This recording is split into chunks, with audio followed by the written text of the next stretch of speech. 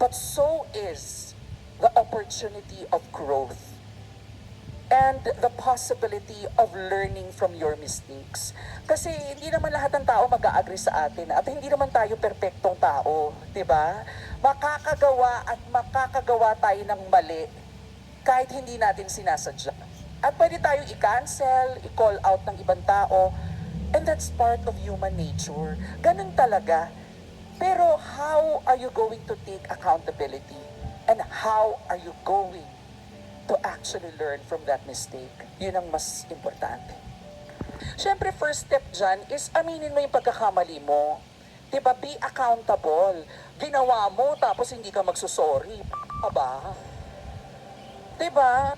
And next step, magbigay ka ng panahon for others to heal also sa ginawa mo. Kung may mga na-offend kang tao, bigyan mo sila ng panahon. Diba? Kasi hindi siya instant eh. And if that time comes, then thank you very much. Pero kung dumating pa rin yung panahon na hindi ka pinatawad, then you just have to move on. Life goes on with or without you. Totoo. Napaisip